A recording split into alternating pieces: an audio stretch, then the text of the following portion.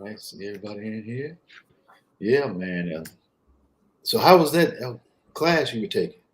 That class from North Florida Tactical was outstanding. It was outstanding. The brother gave me an opportunity to get down there. It was kind of a last minute deal. So North Florida Tactical was outstanding. It was outstanding. The brother gave me an opportunity to get down there. It was kind of the last minute deal. So North Florida Tactical was outstanding. Let me see. Am I echoing? Yeah. I don't have it on. Am I echoing?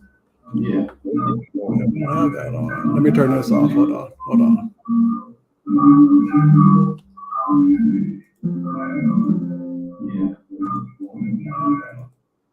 Any better? Yeah. Okay, so I had the other screen up. So yeah, it was fantastic. North Florida Tactical. Brother Matt, gave me a chance to get in that course. It was a 2-day course. It was outstanding. Of course, I have had some medical training, some combat medic stuff, but that was like in 1892 because I am old. So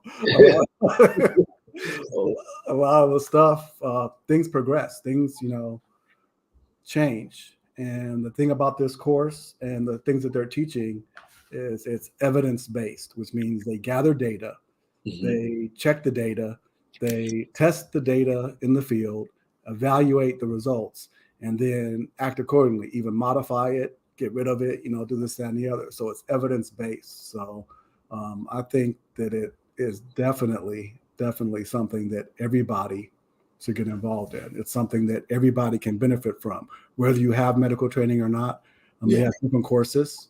They have a Stop the Bleed course. What's up, Delray Dan? What's up, my brother? Dan. Driving home. Yep, that's good. Get out there. So I think everybody can benefit. This brother's out there. He's put time in service. He's active, former active military. So he's been in the field. He's been in the stuff. He's seen this stuff. He's practiced this stuff. Him and the other brother who were out there teaching the course were most excellent. They push you, they teach you, they're patient, they're understanding, but they're going to make sure that you have these principles down because they understand a lot of it is a matter of life and death. So they put a lot of time and energy into it. What's that, Smitty? Long way. So they put a lot of time and a lot of energy into what they're doing. And again, it's based on, evidence-based medicine, evidence-based facts, evidence-based information. So it's not something that they made up or something that they like, or, I like this one because it's pretty, or I like doing this because, this is the way they did it back in 1777. It's evidence-based. So I can't talk enough about it. I want to they have another more advanced, this was advanced tactical medicine.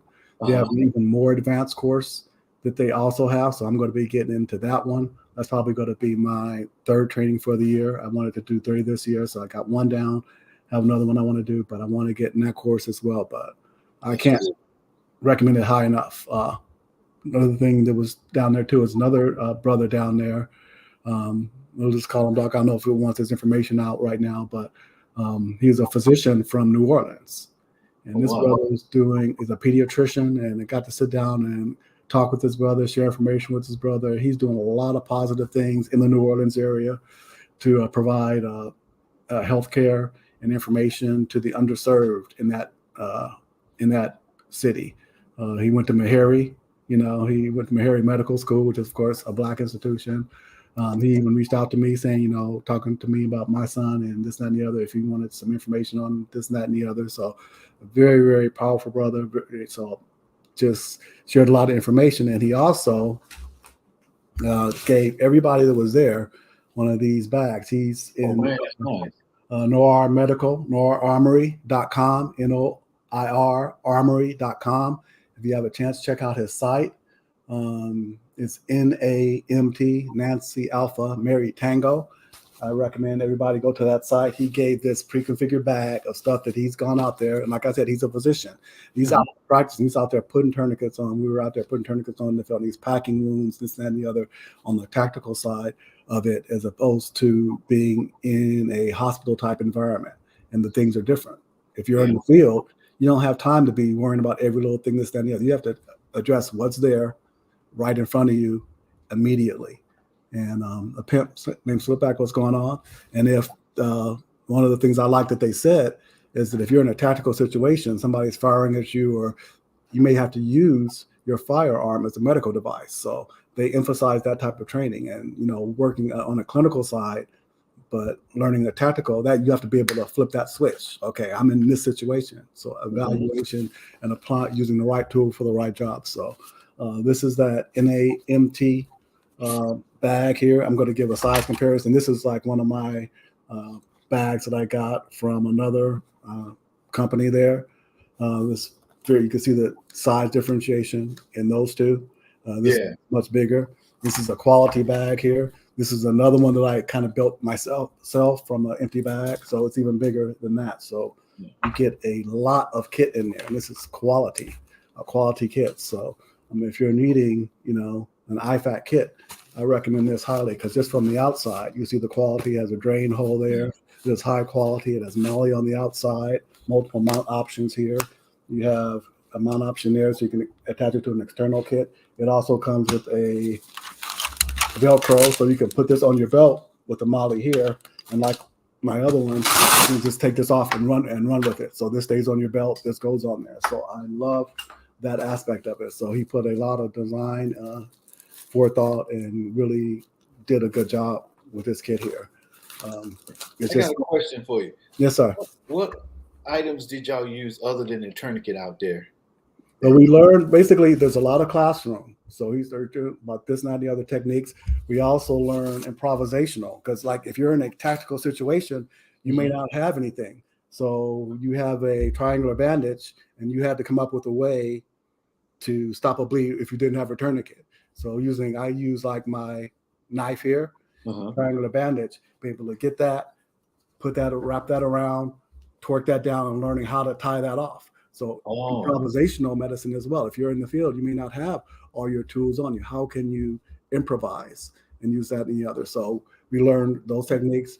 We learned techniques for decompression. Of course, we've had some previous experience with that. So if they have a tension pneumothorax, I don't know if you know what that is, but it's when air is getting inside the chest wall, chest cavity, the thoracic cavity, and causing a shift in the lungs and the heart, which can be problematic or deadly. So we learned how to decompress that. We had practiced some of those, went over that.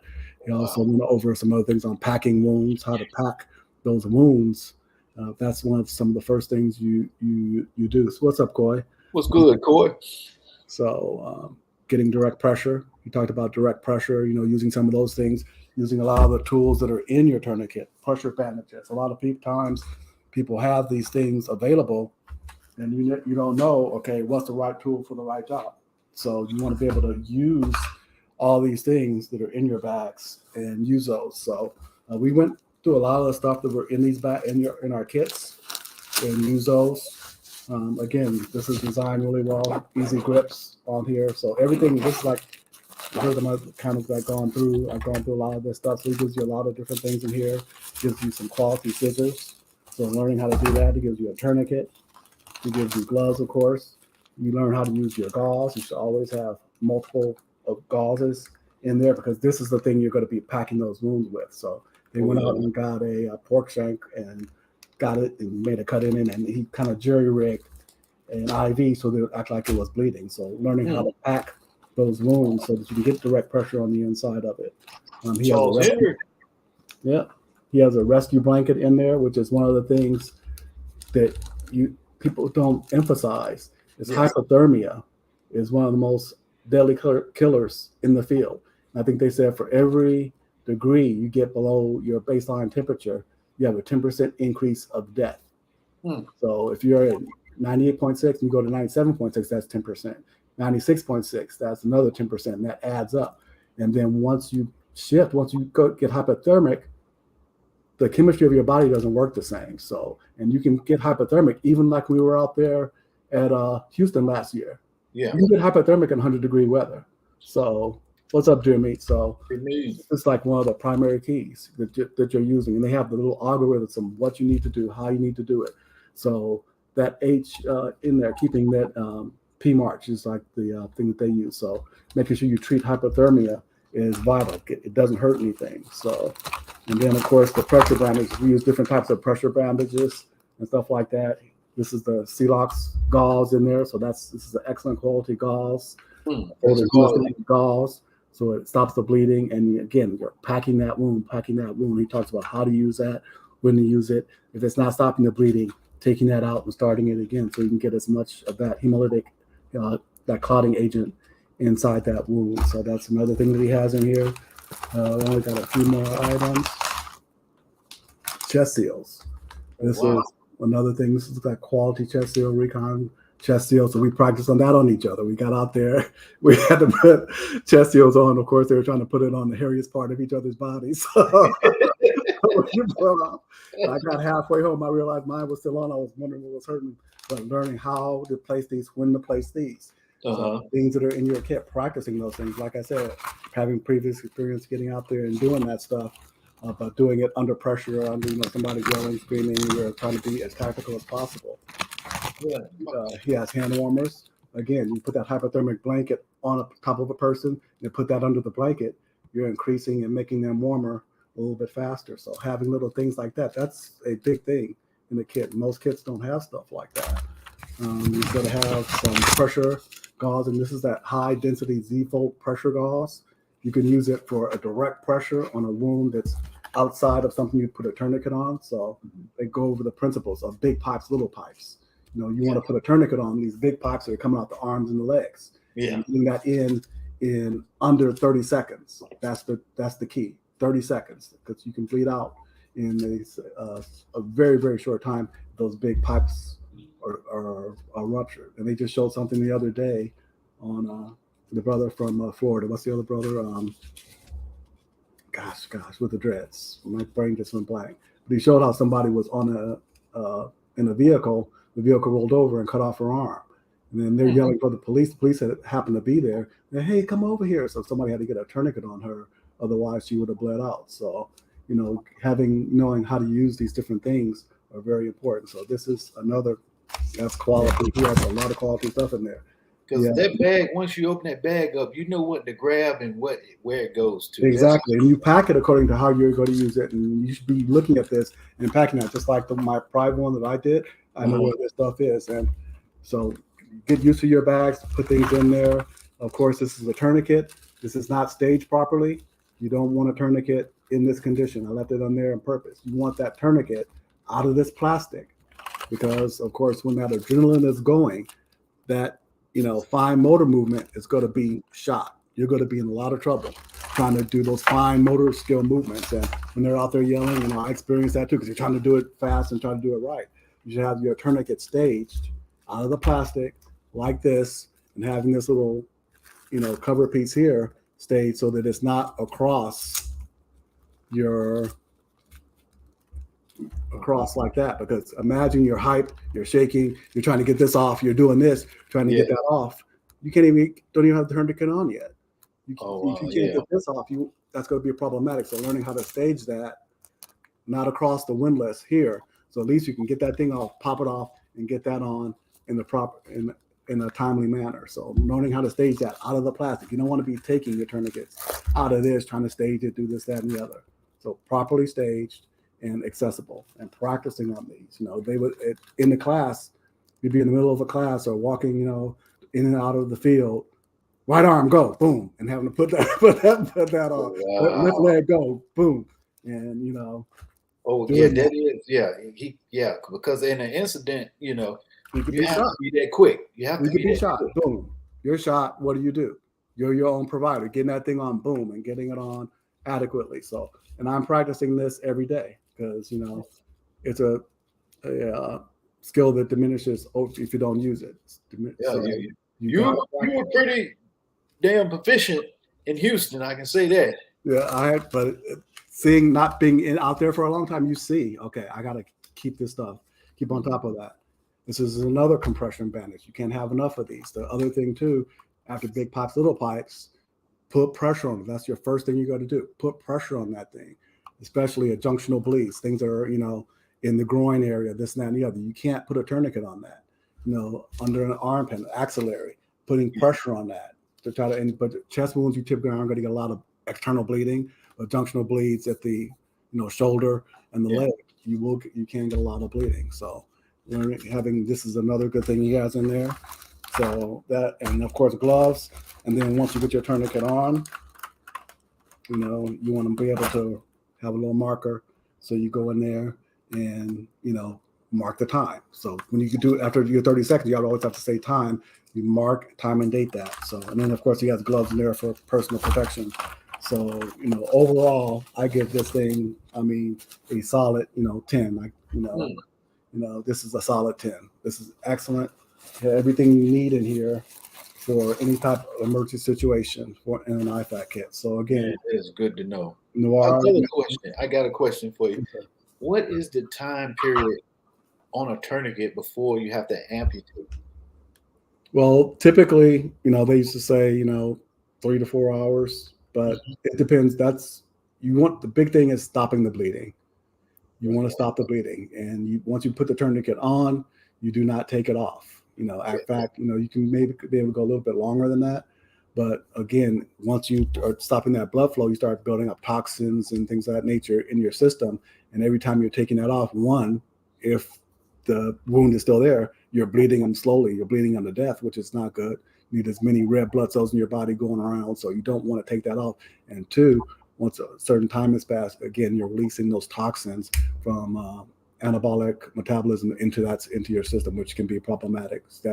Can end up killing the patient, even faster, can cause other issues. So once you have it on, your next thing is to get them to another form of care besides that tactical field care. Take them to the next level of care to where they can get, further, whether it is, you have to start an IV, fluid management. We know over that as well.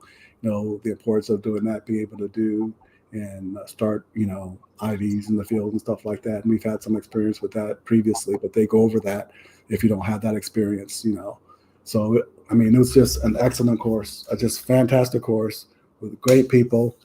And I highly recommend it. Take that course, the advanced medical course, and they have one above that, which I'll be taking. They have a stop the bleed course. And 9 times out of 10, you're going to need that more than anything else. Stopping the bleed, stopping the bleed, being able to do that, keep those red blood cells inside somebody's body. We're carrying around these weapons, which can cause issues. Driving by car accidents, this, that, and the other. Every day, somebody can have an injury. So, hey, here he is. He's in here. Is he in here? North Florida Tactical, is that you? Come on in. Yes, sir. Ace from BK. There you go. See, I was, they perfusion injury. They trained us field dressing, and that's it. Field dressing, then you hand them off to the corpsman. But we never got to understand, how long this is supposed to be on. When do you take it off? When do you, apply it? We never got to that level. Yeah, this is an excellent course for that kind of things because, again, evidence-based medicine, evidence-based is the key. You're learning the hows and whys, and then they give you practical applications. So you're getting out there and practicing it, and they're going to hold you to a certain standard, because it matters. It matters. They take it seriously because they've been in the situations where they had to do this, and that's, to me, you're learning from people who've actually done it. It's important to do that. It's one thing in a classroom. It's another thing in an emergency situation to where, and this, even in the field we're practicing it, that's still not, but at least it gives you some idea and it gets you out of that mindset because I've done clinical for so long now, or did it for so long. You're into that, but you have to be able to flip a switch. Okay, this is a tactical situation. We have to think tactically and get that person, either get them to us, have them move to us. You run out in the middle of the field, somebody's hit. Maybe they could have come to you, and they talk about that. Hey, if they can get to you, get them to you. You don't want 2 people laying out in that field, so get them to you, providing that cover fire, this, that, and the other. So, and then move from there. So, in over 6 hours, So, I think I can't recommend it enough. The brother goes multiple places. I would love for us to be able to set up something to where we can get a number of people into a course somewhere. Because it's really worth the time, energy put into it.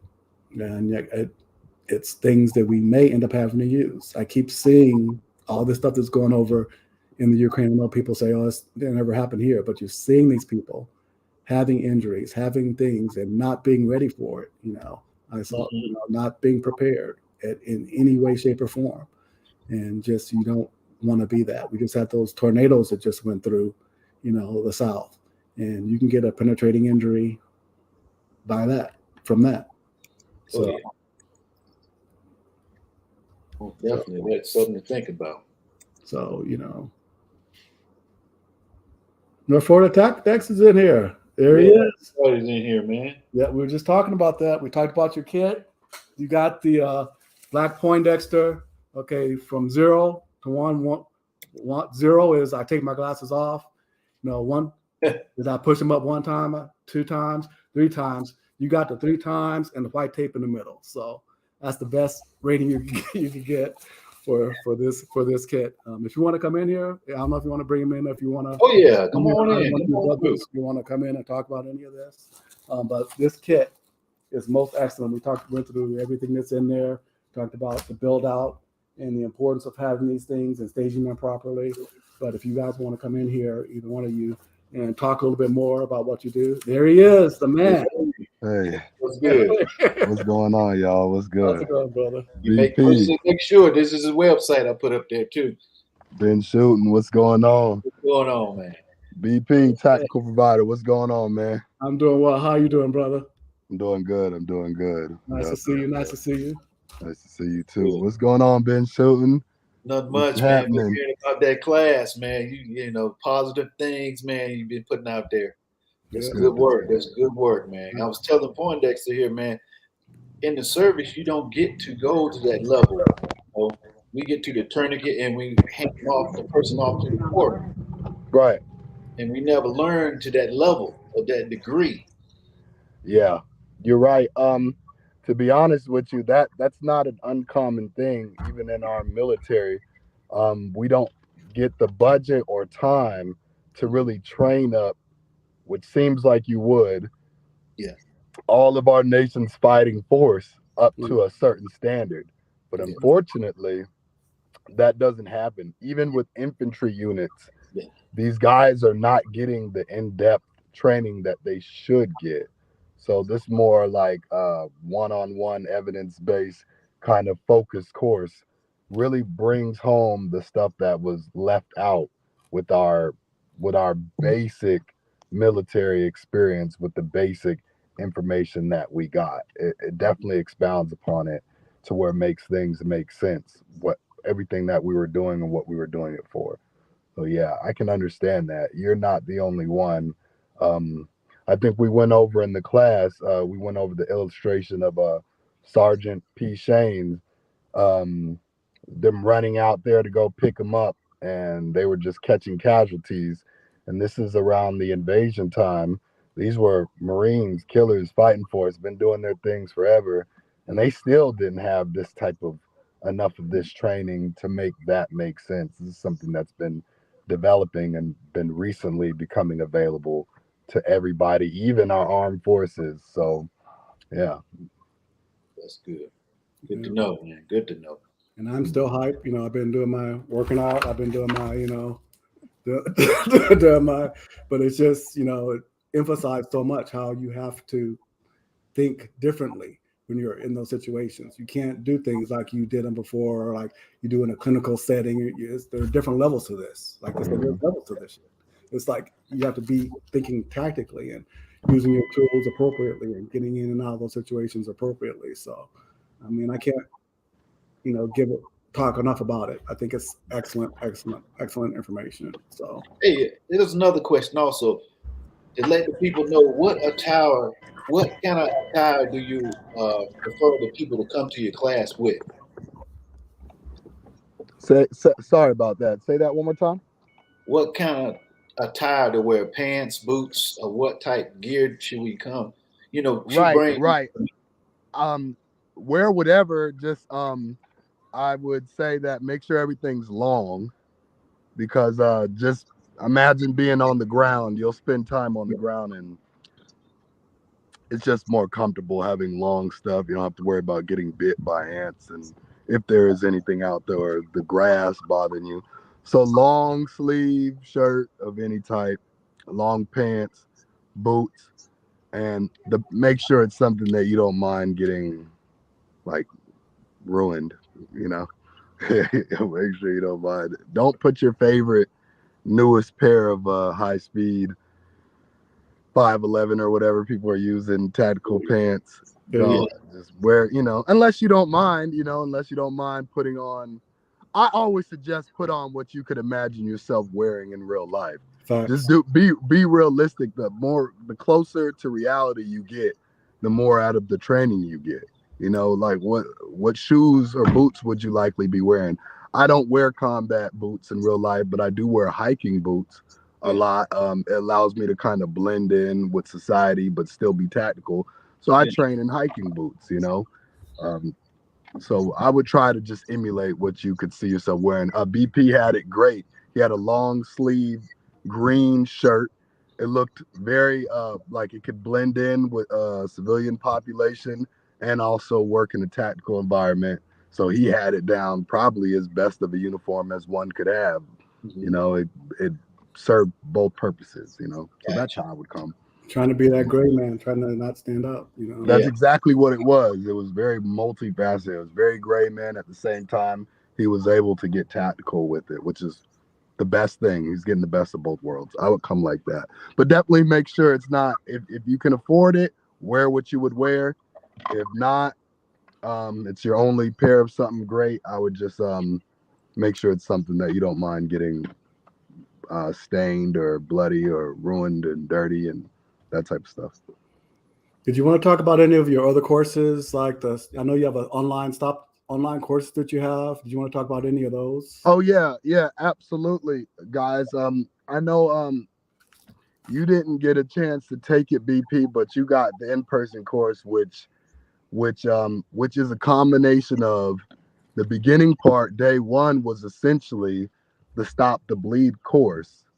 Except it's done online. The information you get, and then we expounded upon that at the end of the day, and then all of day two we went further into actual TACMED. But Stop the Bleed, we do that online. It's the same information that BP would have seen and anybody there would have seen on the slides for the most part, except it's done over the camera, and we have pre-recorded videos with examples and demonstrations, et cetera, to drive the whole point home. And I also think it helps for people who are thinking about coming out to an in-person.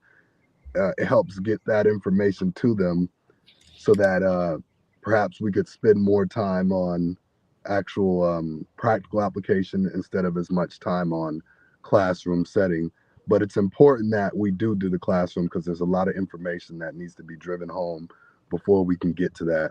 So I would make a suggestion that if you can, or if anybody can, that they take the time to take one of the online Stop the Bleed classes. They'll really give you a lot of information and more thoroughly prepare you for the in-person course so we could actually make the best use of our time. But yeah, we do that every other Saturday. Like for instance, this Saturday is one, and then 2 weeks from now on this day, we'll be doing it, and so on and so forth every 2 weeks. Every other Saturday, we do our online Stop the Bleed class. It's really great. Comes with an assessment, a certificate of completion. And if you didn't go any further past that, you would be in a good position to at least be able to respond in the event of some sort of emergency. That training alone will really help out a lot. But if you like taking it to the next level, if you're a person that likes to put it all together and test yourself for real, then I would take it past that and come to one of these in-person courses so that you can really see what your hands and arms are going to do, know what you need to work on, improve on those things, and just be ready. Mm-hmm. It was weird because, I'm like trying to do so well. I'm like shaking and They say, calm down. Calm down. Why are you spazzing out? Calm down. Slow and smooth and fast. Once he started yelling at me, it made me calm. It's like, you know. It did. Oh, down there in Houston, he was cold as ice. No, it's like he yelled at me. It was like, okay. Okay. Now that's funny that I want to say that story. So BP was getting after it for a while, and at the beginning with the tourniquets, he was real, anxious with it, which is what you expect. Everybody's gonna be when the stress is at it. That's normal. But it's funny because it seems like the moment we just kind of said, all right, fuck this shit. And sorry, I apologize. The moment we just took the gloves off, it seems like the extreme pressure we added, he calmed down and was just like, aye, sir, and then just started going. That is interesting. I haven't seen that with a student before, but I'm definitely going to keep my eyes out on that. Yeah, he was talking about a situation in Houston. We had somebody go down in the field. So he was saying I was calm then, but it's like, I guess. Hey, but that's good, man. When you get in that panic mode, you getting that stress level up, man. So I think that's a good thing. That try to put as much pressure as possible. It's a good thing. So, man, it's good to know, man. And y'all out there in the chat verse, make sure down here at the bottom get this, this website, NorthFloridaTactical.com. Yeah, and Noir Armory. You want to shout out to Brother Dex, Noir Armory. Oh yeah. Oh, that's what I do want to say. I got one of those IFACs you got, BP too, and he has the same assessment that I have of it. That is a really good IFAC. It's complete with everything that I would want to have. I'd want to take it with me to train with, and then it's already pretty much packaged in a way that I would just keep it with me. As a matter of fact, I do have it with me. It's now my EDC. It's my daily carry. That's my EDC as well. I look into it. BP, I repurposed his sticker. If you kept it, if you haven't put it on there, use it as a chest seal with that tape. Oh, the plastic on it, yeah. No, so you have that round sticker that says NAMT, and then you have that roll of a convenient sized roll of duct tape. Well, I've repurposed that as an occlusive dressing. Yeah. That you have the big. Do you have the big sticker, the circle sticker? Yeah, it's on sticker. It's a round sticker. And what's his name? NOIR Armory. NOIR Armory. Yep. Yeah. Nor Armory. Yes, that's what I would go for. If you're trying to look at okay. I forgot. I skipped that. I forgot. Yeah, he has that. There we go. He has that, and then he has that. I totally missed that. There you go. You missed those little prizes. There, right there. Okay, so check this out. Wow. He didn't know this. He did not know this, but I was like, there's not a chest seal in it, but it's an IFAC. It doesn't necessarily need a chest seal in it. But I was like, how could we repurpose this thing to get the most use out of it? Improvised. Yeah. And remember, we went over improvised things like tourniquets, chest seals, occlusive dressings. Well, that what you have in your hand and that duct tape, that roll of duct tape, place that circle one on there and then tape it off on the three sides with the duct tape you have. You now have an inexpensive but very effective chest seal that came with the pack. It came with it, and it just didn't know how to use it. But now that's what I use it for. It's awesome. So not a big chest patch. There you go. It doesn't come with a chest seal in it, but it comes with the essentials that you need. Most importantly, we went over earlier. That's why when we go over our casualty evaluation, and he mentioned big pipes, little pipes. Oh, you got a chest seal? Yeah. Oh, maybe I didn't see a chest seal in mine. Oh, my bad. Well, now you have two. I can have that extra because maybe now you have that extra because I just saw that and I didn't see a chest seal. Yeah. But I saw the sticker and he put duct tape in it, which I thought was awesome. I thought exactly. We have an improvised chest seal right here, and I don't have to spend $30 to do something like that. It's going to work just as fine based off of the same principles that we covered in the course. You could take what's in there and seal off any penetrating chest trauma in that box. There you go. So, yep.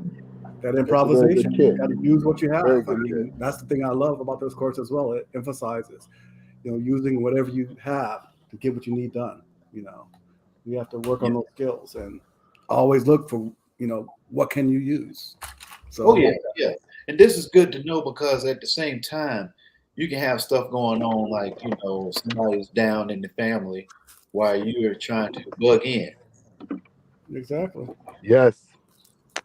We Yes. all through the South, all those possible penetrating injuries from, things flying through the air during a tornado. Those things hit people. It's going to cause issues. So you have to be able to address, if somebody is bleeding, has a penetrating injury on a.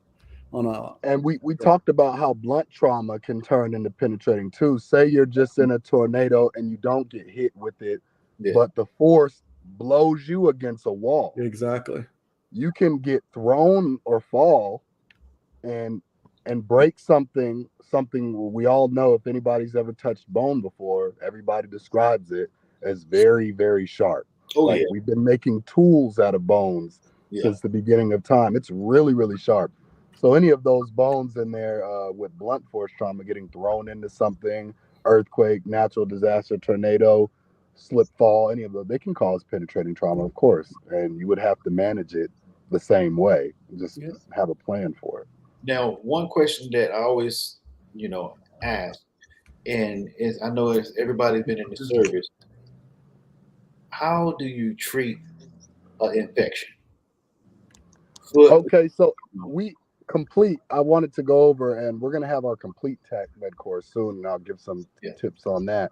Okay. But that's part of the scope of that. We didn't get too far into it, but we go deeper into dressing and treating for infections. We go mainly over our P-March-P algorithm, but later on into the algorithm, we go over your smaller bleed wounds, head injuries, eye injuries, fractures, and Simple, infections. like basically somebody stepped on a nail. What do? Something basic. Well, all you have to do is really irrigate it and bandage it. We I go think over you the gave stats on percentages that. The of just percentage simply irrigating. Yeah. Just 92% don't get infected by simply irrigating it and then bandaging it up. If done within, I think, about an hour, as soon as possible. You add that with antibiotics with irrigation, and now you're at 99% no infection rate. And then if you do antibiotics with no irrigation, it's at like 80-something%. So we can see that there's a lot of value in simply remembering to irrigate it. It doesn't have to be, it can be tap water. It doesn't have to be like sterile, like saline solution or nothing like that. You don't have to do anything like that. You could run regular tap water, irrigate that wound quickly and cover it up, and you've decreased the risk of infection by 91%. That's already. huge, guys. That's That's good. huge. But that would all come after your trauma assessment, and you take care of your P-March-P algorithm, of course, because you got time to deal with that, about an hour or so. That's good to know. That's good to know because like I said, we just run and gun in the service, and somebody step on a nail or a spike or rebar or something. You really don't. Like I said, you just hand them off to the corpsman or hey, go see this. But you never get to actually put hands on. Yeah. Right. And this is good because this is for force preservation. Tactical casualty care is to it increases survivability, but it also preserves your force. We're going to be using these things in every scenario we could think of, from natural disaster to a zombie apocalypse. And believe it or not, you can lose a fighter from just stepping on a nail and having an infection. Facts. Something as small as that can reduce your force. So if you're trained in enough to be like, okay, you might be out for a day or two, but I can irrigate that, dress that, and have you back in the fight as soon as possible. Well, then we've also done our job, So. That's excellent information. 92% people, simple irrigation. So, man, that is some positive stuff there. You mentioned the online course. I have a 16-year-old. Are there age recommendations for that, like Stop the Bleed course? No, it's tailored, or can be tailored for everybody that can comprehend. I speak with you guys in a certain jargon because your medical background and your profession, but obviously we're speaking with children or teenagers or people who don't have the same background, we're capable of toning the words down more layman so that it makes the same sense and they can still get the same job done. So, Excellent. So get your any kids age. in there. Because I always think if I go down, if I have something that's I want somebody that I don't want my son just to be standing there watching me bleed out, or going through. And realistically, call it paranoia or call it history, but that's my experience as being even the rescuer. My most real life experience was dealing with what happens when you go down. And as I think we went over in the course, is that a rescuer, especially if you have an enemy and it's not an accident, they target rescuers because your value is so high.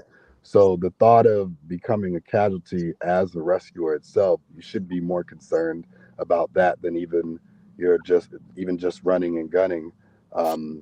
We've had to make whole rules up of how we operate, standard operating procedures, based off of the fact that we would be targeted. We used to tell Marines our first name, which is not very common for people to use at all. But for the sake of not yelling out Doc, the enemy used to yell that out too to get us to run out there. So we were like, okay, guys, start using, here's my first name. If you're hurt, call that, because if you yell out Doc, I'm not going to believe you anymore. So I said all that to say is that it's not uncommon for when you're actually known that you're the rescuer, that you're affecting change, that you're putting soldiers back into the fight, that you're preserving life. That's, you might want to, get rid of that right there, because that would be a more effective move. So definitely you want the people around you. And that's the Hollywood mode. Yeah. That's what we Happy BP came out there. He was part of the Force Multiplier program. He's going to go out there and he's going to make sure that everybody in the community that he can touch gets up on this, because who knows? I know wherever his community is, at the end of the day, if I'm in his town, that's my community. So if something happens to me out there, it'd be nice to know that everybody in the community knows a little something, something, you know what I mean? Or carries a little something, something. That's for my sake, that's for my kids' sake, and that's for every place in these United States that we're in that we could see ourselves traveling to. I want to know that people that would likely help me are prepared to help me wherever I go. So definitely. What's up, Norwood? That's facts, man. 100%. We gotta make sure we build out our communities, have everything in our kit, and that medical. What you're saying? No mission. What? No mission without medical. And that's important. You can't get anything done without having that medical support. So that's y'all out here in the chat verse. Go ahead and check this. Go online and check this website out, www.northfloridatactical.com. Yeah. We actually have a course coming up, scheduled coming up already. We might have one before that and in between that. But we have a scheduled course that's going live tonight about 11 p.m. Western time for registration. It's going to be May 28th, I believe. Yeah, the weekend of the end of May in Central Florida. VP knows I give the actual details of locations as we get closer in emails. But in Central Florida, we'll be having another advanced TAC Med course 2-day. It's going to be fun. It's always depending on where we're at, what we can do. I believe in this place we can do more fireworks and pizzazz and stuff like that. So I project it to be a lot of fun, a lot of theatrics, and a lot of learning there too. Yeah. Get that information. If you're in that area, get down there, people in that area, in the community, get them down there, get them in that course. You can't, this information is powerful. It's going to serve you, in one way or another. It's going to make everybody stronger, everybody better, like he talked about. We want a strong community, because there are other communities that are out there that are already, doing this. We need to catch up. We're, playing a lot of catch up, but we have resources like this brother here, like Brother Dex, who are out there doing the work and putting the time and energy into it. So we need to take advantage of that. That, we're looking out for one another and be able to take care of one another, no matter what happens. We're not looking, oh, what do we do? What do we do? We know what to do. We just need to move. So let's do this. And I might. Well, this is good to know, man, because a lot of things I always wanted to know. And both of y'all, you and Poindexter, on point with this, because the minimal things in long term can be the most worst things, like stepping on that nail, like you said, eye infection, corneal abrasion. What do? You take, something to easily treat it. You put some ophthalmic, and cover it up, but you let it go, and now boom, now what? Have any of y'all guys ever dealt with a gangrene or anything like that? Yeah, or something like it. I've dealt with the foot rotting from being in wet socks and forced marching and humping and so many times. I think that's the most thing that we deal with, if you want to be real, is messed up feet, footwear, shoes. Women's foot. Yeah, that stuff it's nasty, but it happens easy and it goes quick. It happens quick without you noticing, especially in a tactical environment, any type of austere environment. Should you have to start moving into things like bugging out or whatever, that's when these considerations are going to come in. When you're bugging out, you're not necessarily going to always have a washing machine or etc. So how do you take care of that? How do you still operate and function without getting sick? You know what I mean? A lot of that is as simple as changing your socks, taking them off at night and airing out and letting your feet air out. Baby powder is king when it comes to the field. Throwing that in your socks on your feet in the morning before going, that prevents, that stuff from happening. You know what I mean? Very simple, but very important, because you'll lose people because their feet all the time. And they're not mobile. We look at what's happening. These people having to walk 20, 30 miles to get to the back point over there. Yeah. What if you can't walk? You have to be left behind. What if your feet are bad? You're wearing the wrong shoe? Simple stuff. You're 20 miles away from being safe, and you can't do it because you saw how difficult it was moving a casualty. Imagine having to move a casualty because of their feet. Yeah. That far. I'm sorry. Wow. You gotta go. Man. Yeah, that's you don't want to be in that situation. So learning those little things, like you said, to become big things. Don't let it get to the point to where it takes you out. So. Yeah, because I was watching y'all scenarios of what y'all was running. I was saying, yeah, they doing it. Yeah, okay. We didn't have to drop the smoke. I'll say, okay, that's cool. I just put some smoke in my kit, actually. That's another thing I did this week. Went out and got some smoke and stuff, black smoke, red and green smoke. And what was the other one? It was another color, purple, I think it was. So, but just smoke. You got smoke? Yeah. Next time, you remember when we had to get the rifle? Apparently, I didn't know these things. I was surprised by these scenarios like you. Yeah. Instructor Muertos he just does his thing. So I'm figuring out at the same time what's going on. But I know you popped out and we ended up getting online on him. But it would have been nice to been able to throw some smoke out there to at least conceal our movement. We might have not took a casualty from Instructor Muertos if we would have been able to do something like that. That's the other shout out to him as well. Yeah, I don't want to put his name out there, but so definitely, he runs those scenarios and as you go, and it's like, and I think because we were doing care on somebody, right? Field care, technical care on somebody in the field, and I got his sidearm, but the rifle we left it unsecured. So now we go, okay, y'all left that unsecured arm. Now what are y'all gonna do? I got to go back, and it's like, damn, man, come on. So, but it's like gets you thinking on what do you do, securing things and making sure you got to be on your feet and thinking about those situations. Okay, how do you handle them? So it's very, very excellent. So keeps you thinking. Yeah, that was some good footage, man. I mean, really, I was looking at it. I was like, they real serious. They out there in the grind, What's up, Gunslinger? How's it going?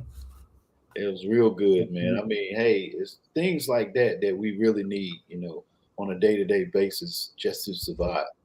Mm-hmm. And, like I said, when you go through this course, you'll learn what the tourniquet is for. learn for, the triangle, the gauze, how to use a gauze properly, not just saying, okay, it's just a flesh wound, don't put a gauze on it, because you're wasting that equipment for something else. Right. Absolutely. And I like that, we're actually having to open up these things. I have some of these in my bag. It's like opening up and actually putting them on and using them, this, that, and the other, under stress and stuff like that. Okay, you didn't take the sticky thing off the back. What good is that? Right. Putting your hands on it. Putting your hands. He made a great point. Even knowing how to do these things, he said it earlier, the skills are still perishable. Exactly. If I know how to use these things, trust me, I do. But I guarantee you, if I don't pick this up and put it on in a year, I'm gonna be looking like somebody like I'm gonna be looking rusty. It is what it is. Yeah. And the unfortunate thing is that these things are getting applied specifically in life and death situations. That's why we take it more serious. We understand that if we don't go to the range in a year, it doesn't matter if I'm SWAT, Super, MARSOC.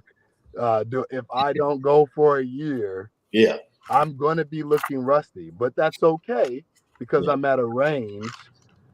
Maybe not so much in a real time when you have to shoot defensive situation. Not good, because you want to hit your target. But when we apply these things in real life, it will be life and death situations. So we have to, he drove a good point. We have to take these things apart.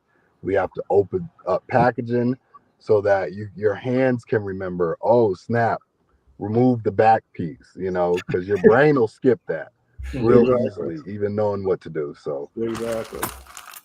So it's definitely, like I said, worth it. Getting that hands-on, practical application. Just learning and practicing these things, and then again, keeping those skills up. Like you said, perishable skills. Anything we do, if we don't practice it, that's the same thing in martial arts. I've been taking martial arts, and it always goes back to basic form number one. It goes back to basic. Just practicing the basics. Boom, boom, boom, boom.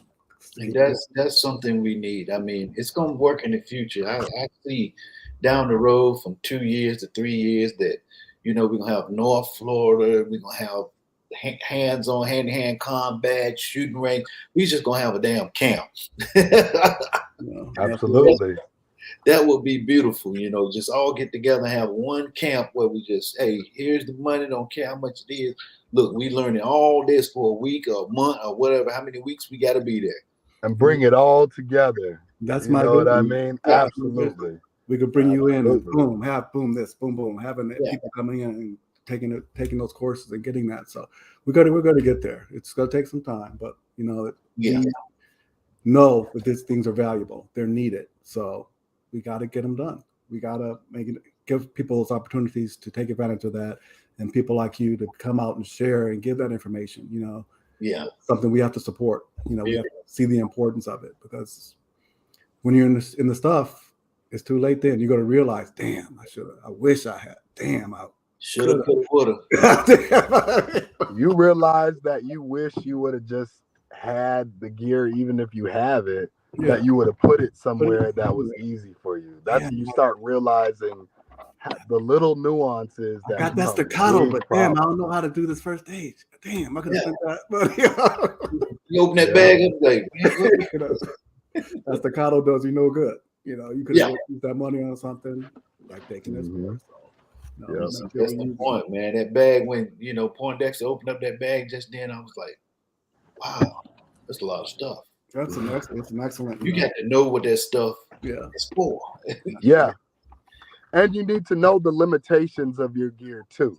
Exactly. Like our gear has parameters that it performs in based off the studies, and we understand what it can do and what it can't do.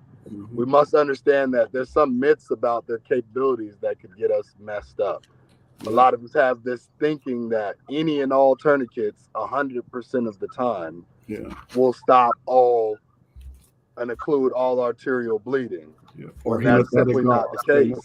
Same with this. Hemostatic gauze. You guys talked about if this doesn't work, what do you do? It's not going to stop it 100% of the time. So now to put out there to the community also, is there a myth behind the Gorilla Glue and the duct tape? I mean, is there actual proof that it's been used? Yeah, yeah. Okay, I got we got one. Okay, we got an actual case there. I remember that Poindexter told me about that. But people need to know that, because some people look and be like, "Oh man!" But when you go for that Gorilla Glue, do you look at the first date or do you look at the sister that did her hair? You see what I'm saying? We want to get that stigma out of there and just saying, okay, Poindexter did this with it. The positive side. Absolutely. Knowing the limitations, knowing when to use it, when not to use it. Yeah. Knowing, the situation you're in. It may be something that you can do, but in the situation, like I love how you say your firearm in a tactical situation may become a medical device. If you're under fire, absolutely. You don't worry about, if big bleeds are going on, that's one thing. But if you're getting shot at, okay, I need to handle that first. You got to be thinking and aware and evaluating the situation. So. And we understand that's not to be selfish, even though it's a good thing for the rescuer, for your own personal safety. But at the end of the day, it's the good for everybody. It doesn't help anybody to keep creating more generating more casualties while trying to help casualties. It doesn't help you. It doesn't help that casualty. And it certainly doesn't help anybody else that's going to have to come and save both of y'all's butts and everybody. So, these guidelines, when we break them down and think about it, it actually is for the best good of everybody involved, everybody that's around. I like how you emphasize that. It's evidence-based. You show those slides. It's like boom, one person, boom, another person. Yeah, almost a third, fourth person. It's like, okay, yeah, that's a lesson learned. And what did you say? Every lesson learned is written in blood. Yep. All lessons are written in blood. We don't need to bleed people to learn new ones. We don't need to continue to bleed people. Yeah. They've already been written in blood. Man, that's good to know. And y'all go out and check this man's website out. Please do that. And hit the like button and just saying, hey, this is a community thing. This is why we have Survival Saturdays. For people to understand and come out and just realize that there's people out there that's actually doing this in our community, looking like me and you. You know what I'm saying? So just, check it out, man. I mean, this has been a great one, man. I mean, this is real positive. I'm going to hit this road, you guys. Thank you for your time. I'm going to stay tuned in. I'm about to hit the road, but I'm watching, okay? All right, man. Be safe on that road. So much. All right, y'all. Be peace. Appreciate you. All right. Yes, peace, sir. man. Peace. Be good. Yeah. Brother Dexter's still in here. You see him in here? Who's that? Brother Dexter. Yeah, he's yeah. If you want a good quality med kit, like I said, this gets the Poindexter, 3 glasses, pushes up with a piece of tape in the middle. This is awesome. This is an awesome kit. I mean, I cannot talk enough about it from the exterior configuration. Does he have a website for that too? Yeah, Noir Armory, NOIR Armory.com. Okay, I'm pulling. He also has a Instagram page at Noir Armory. That's French, don't you know? I think Noir means black. So yeah. NAMT, Nancy, Alpha, Mary, Tango, Noir Armory. So if you're looking for an excellent IFAC kit that you can carry around, like I said, this has replaced and this is one I built out myself. This has replaced this. I still keep this in my backup bags and stuff like that. Also have that one as well, a couple other ones, but this is an awesome kit. I cannot recommend it highly enough. It's worth whatever monies you're going to spend on it. This will last you. But again, once you get this, go out and make sure that you learn how to use this kit. Keep it available. Open up some of these things, use them, learn how to use them. But this is an excellent kit. I cannot recommend it highly enough. So I appreciate the brother for this. And go out and get you one. These should be in your kit. Get you one. Yeah, man, that's off the chain, man. We've done it. Like I said, most kits you're not going to get 2 tourniquets. Yeah, there's 2 tourniquets in that kit. Most kits, wow, you just have the one. So and they have pricing on there also. Guys have to check the page, but I'm sure he has pricing on there. But check that out. Yeah. I've seen some others like from other companies. So I'm not gonna, but like for this one, which doesn't have nearly as much stuff in there. This is excellently designed, well thought out, a lot of practical applications. He has quality stuff in here as well. That's the other thing too. A lot of times you get these kits on the cheap, but the quality of the materials and supplies and equipment you get in there is not that great. So he has quality stuff that's in here, stuff that's going to work. Like I said, he's doing positive stuff out there. This is an excellent tool for you to add to your kit. So I recommend it highly. Yeah, I'm looking at him. Yeah, that's pretty good. That's real good. Outstanding. Oh, wow. To me, that's cost is I put the value. How much does a family member's life cost? How much is that worth to you? Instead of us going out and buying, another firearm, let's invest in some of these things. Let's invest in some training, education. Let's invest in some quality tools that are being provided to us by people in the community who actually care about, you getting out there and doing some stuff. He's talked about, this is, like he said, this right here, this is the stuff. This is quality.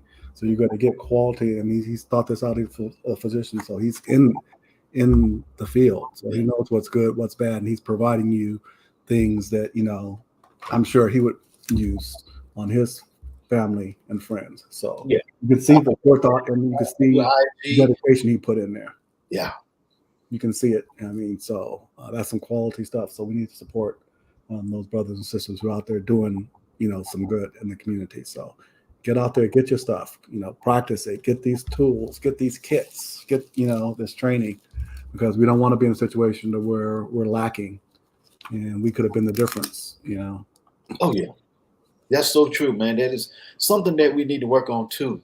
And I always say this again, things like we have like also myth busters like the glue. BP showed you that this is possible. We can use those things. In emergency. And how fast was it to you to respond on grabbing that glue at the time? Not long. Once I stopped the bleeding, I wanted to make sure the bleeding was stopped. I elevated it, this, that, and the other, apply pressure, do the pressure, evaluated this, that, and the other. So wasn't long, but using, like you said, knowing what to do, knowing what not to do, getting pressure, having things available. If I didn't have, what would I use if I didn't have my 4x4s and this, that, and the other, and counting the number of, times that I've had to apply those different things. So again, getting those skill sets and being able to use them and apply them and keep them current. Like I said, I was in the military in 1872. I think I moved it up. I said 1772 before. So a lot of things change. You have to always be open to learning new things and trying different things. And so it's not something that's static. We always have to get out there and push ourselves. That's so true. On everything. So, but that's something that, I say, man, every Saturday that we look at, and, sometimes, we can't make it, but this one here is something that, we really need. We need to push forward because we have the bug out bags, we have the ammunition. Now you need the first aid and how to use it and how to apply it, because that is surviving. If you can't do the things with this first aid kit, that everybody can pull a trigger, you know what I'm saying? But putting that tourniquet on, can you save it? You know what I'm saying? That gauze, that's take time out to learn that, Yeah. I was a respiratory therapist for 20 years.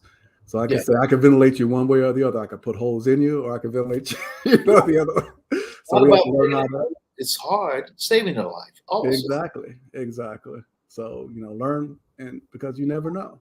Yeah. You never know when you're going to run across stuff. It wasn't an emergency situation, but I was picking up my grandson yesterday, and I see a baby, literally a baby, running down the street, following the dog in the diaper, just running down the street. Oh man. I'm like, okay, one, that doesn't look right. You know? Really? So I stop, I turn around, I see a lady walk out of a house. I'm like, is that your baby? She goes, no, I saw him run by. So I start following the baby and the dog down the street, you know, this, that, the other. What's Hey, up, baby. OG? What up? What up? How y'all doing What today? was the What's Dave up, brother? Chappelle, How you baby? doing, OG? Good. Man, I got What's my little bag. There it is. Yeah. There you go. Have it ready, man. Open Yes, that and, sucker up and, you know, it's like a 150-piece kit, there Oh you yeah. and got it off of Amazon. And go. There you go. oh, I'm sorry, Loki. It got all the stuff packed up in it. There you go. Have you ever had to use any of your first aid stuff? No, not yet. Just I mean, when we went to do that event with Tangi, Yeah. one of the guns had bit Ampu on the hand, and I mean we cleaned him up, just clean him up, put bandage on it, but we hadn't had all this stuff in it. But this one pretty cool. It come with a little paracord bracelet with the what's the name? The coppers on it. Got the scissors, tweezers, flashlight, fire starter. Let's see. That's facts, brother Dex. Emergency bag. I can count on my hands 0 times firearm. Yeah. I can't even count how many times I've had in the field having to do medical stuff. Can't Hey, count. $2. Where did you get that from? This one was on Amazon. Oh, Yeah, Amazon, and it was like $34. oh, okay. Yeah, 104. It's Everlit Survival. Oh, okay. Yeah, and like I said, like $34. So it was pretty cool. Something that, like BP said, keeping the truck in case something happened. Hey, BP. So how many incidents that you have actually been in, not scenarios, but live actual stuff that in the service and out of the service? In service, I can't even count. I can't get it. But even after I've gotten out, I was in New Orleans with my daughter. I was a single dad at the time. We're on the tram. What's it called? St. Charles place. I think on St. Charles. We're just riding on the trolley, and all of a sudden the car comes in, bam, hits the trolley. It's that fast. Yeah. And so first thing I do is make sure everybody's there on the tram's okay. Bam, bam, bam, bam, bam. So everybody's secure. I would tell my daughter, "You stay here. Call 911." Went to the car, got the person. They made sure they were good. Make sure they didn't have any injuries. Yada yada. Secured them and everything. After that was over, my daughter's like, "Dad, how come every time you go someplace, you're always helping people?" You know? And it's like, hey, but hold on. Let's get back. Did you help the baby out, or what did the baby do? The dog? I followed the baby and the dog. Okay, so there was another guy. He had an Air Force sticker on his thing, so he was following the baby too. But I wanted to make sure that he was cool, so that he wasn't just going to take the baby and just, So I'm like, "Is that your baby?" No. So he was with another female, or 2 other females. So I'm like, "Okay, let's secure this. Let's secure the baby. You get the baby. We're going to make sure that it doesn't go any further." And he got the dog. I'm like, "Well, obviously that's his dog." Because the dog is like all up on him. He probably ran out of the house following the dog somehow. So I'm like, "Okay, you guys stay right here.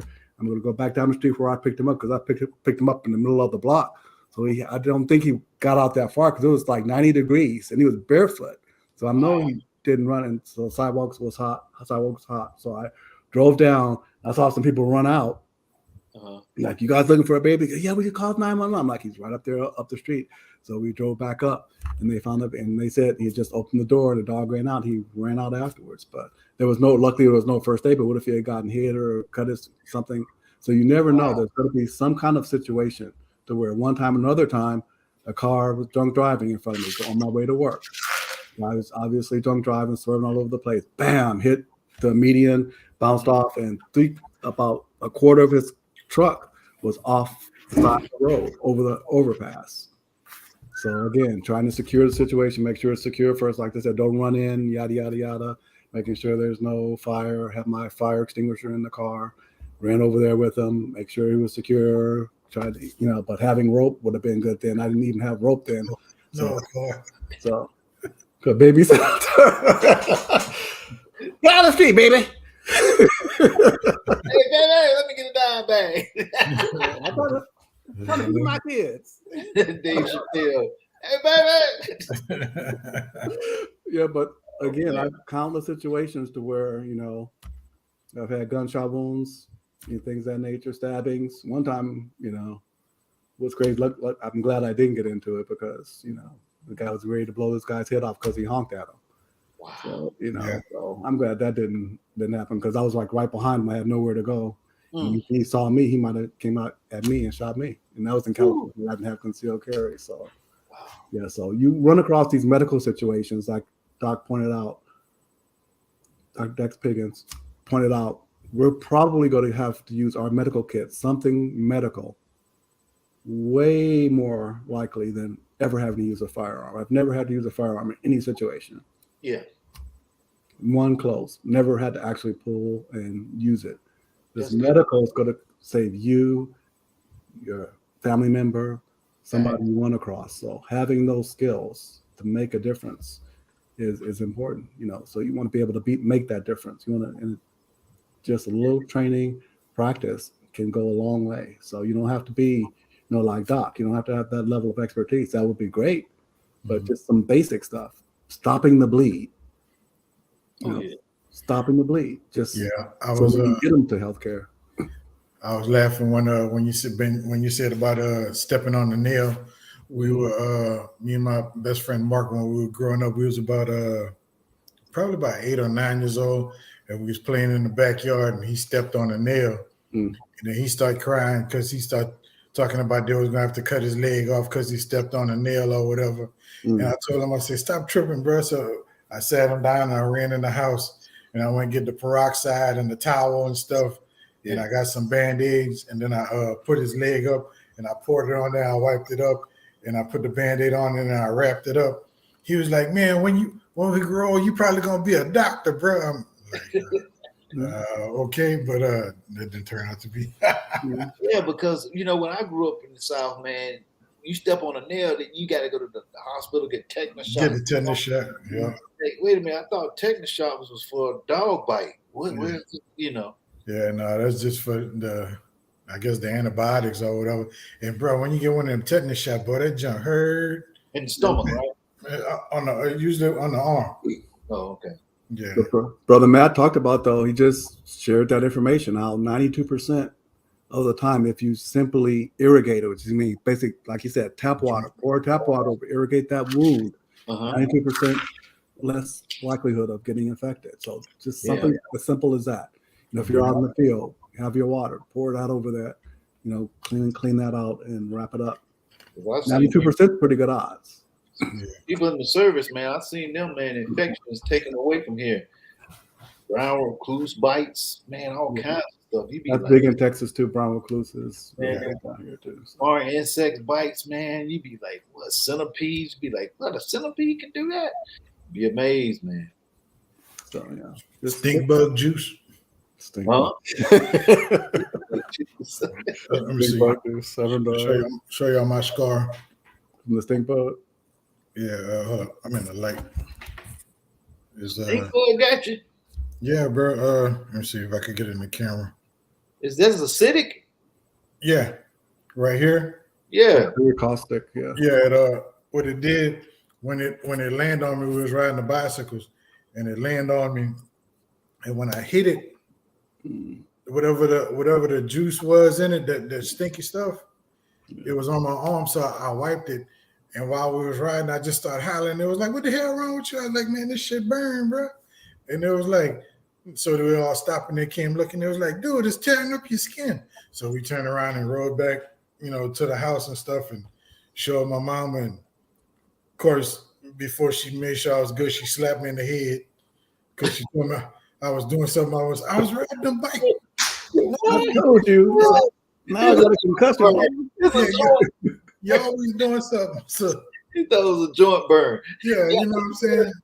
I'm like 12 years old or something. So they put the the peroxide again, clean it. Yeah. And then after she put the peroxide, then she put the alcohol and it burned some more. Mm-hmm. And then because it looked like a burn, right? Yeah. You thought it was joint burn. Because the skin was bubbling and all that, and like I said, bro, and that was like 12, and now I'm 52, so that's 40 years later, and this, still there. You want to be careful with that peroxide. They're showing that it's not as effective as people think. I think it decreases your clotting ability. So water, plain water, just rinse that out. So peroxide, I think. What level of peroxide I know they got percentage. Which ones I'm not sure. I just was reading something. I'd have to go back through the literature. I'll look that up and talk about it next week. Where they were talking about how it's not ideal for, especially for if you have bleeding going on. So I don't want to speak outside of factual information, but I read something a little bit ago that you want to probably stay away from that. But that was what we used back in the day. I used to love seeing a bubble and pouring it on there and stuff like that. So got to see Carbon Q a while ago. Oh really?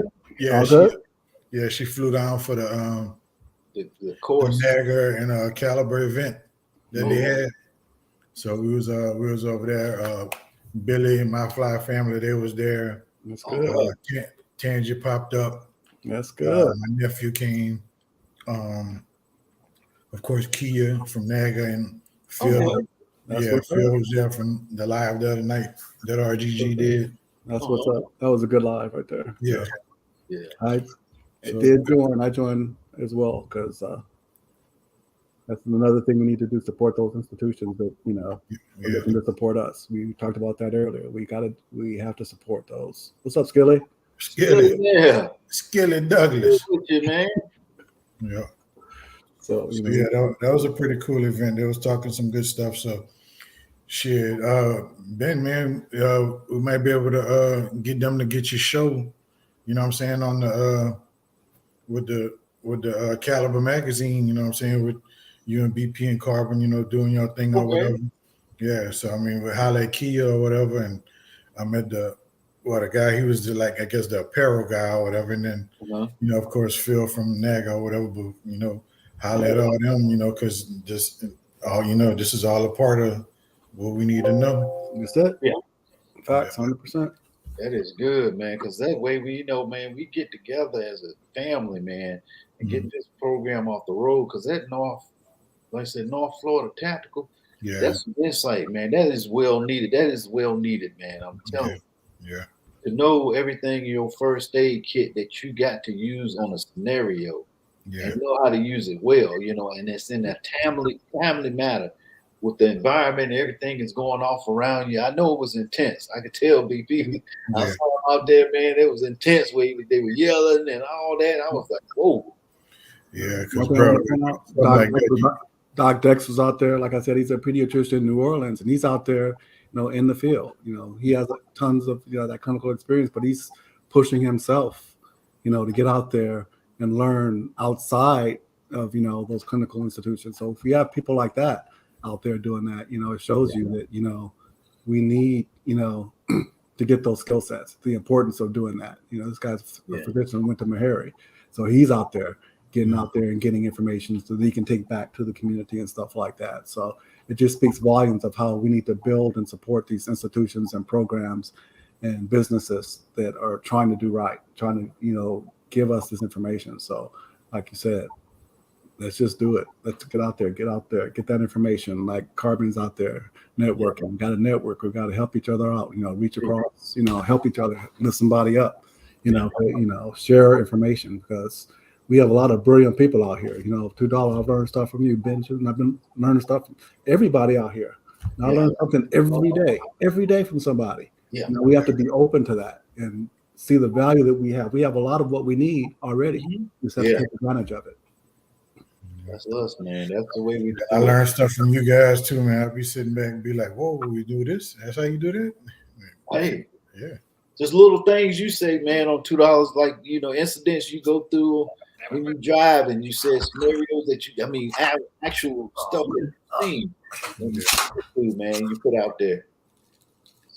That's stuff to know, man. Everybody puts out a knowledgeable wealth of knowledge that we are learning day to day, So yeah, man. There you go, BP. I see you over there. Hey, $2, man. Don't be no stranger. Stop on by, man, when you're in, man. Sure enough. See BP over there putting his tourniquet on. Yeah, I just put down here. More people come on in.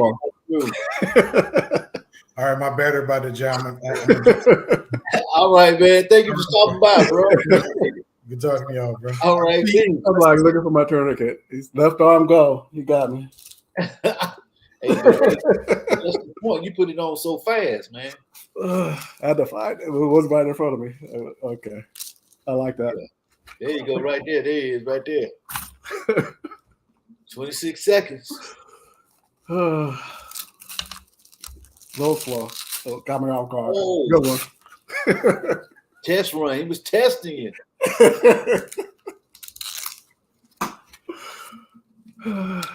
You got it in a timely fashion. Oh, man, it's been a good one, man. You know what? Next Saturday, we're going to keep this going on the survival side. On the first day, we're going to stick with this. So next Saturday, tune in with us, and we're going to have some more people coming through. Let's do it. Let's do it. Love it, family. Let's be on top of it, fam. Let's do it, because we see the times we're living in. Stuff getting serious. So we want to be prepped. Prepping just means being ready. Got to. Not anything exotic or extravagant. It's just being ready, being prepared. And that's what we want to be. So no matter what happens, we've been doing that historically. We've been doing that. We've had to be prepared for whatever comes our way. So let's just keep doing that. Expand on our level of knowledge and information. Share what we know. Realize what we don't know, and then address that. Not knowing is not a problem, but willful ignorance is a problem. So we don't want to be willfully ignorant. Let's go out and get this information that the brothers are providing. North Florida Tactical Group, they're providing excellent information. Our Armory providing resources, things that we can use. We have a lot of other brothers and sisters out here doing positive stuff. So let's do it. And once again, to our 2A chat family, thank y'all. Thank you. Appreciate everybody for coming through. Share this information. Forward the link to somebody who you think may benefit from it. If you guys ever have any questions or want to come in here, come in here, talk, so we can talk up and learn. If you have questions, I know there's somebody that asked about how to take care of someone with disabilities. I would like to do some more research on that and maybe bring in somebody, since, I'm not a subject matter expert on that. But if we have anybody out there who knows someone or can speak on that, that's something that's been asked for. So I would like to, because, that may be something we have to do. We have to take care of somebody, and how to set things up and modify what we know, or to get them out of a situation, or handle a situation. So salute North Florida. Most def. NorthFloridaTactical.com, people. Check them out. So, and this right here, we're going to peace out and salute, brother. And we out of here. Thank y'all so much.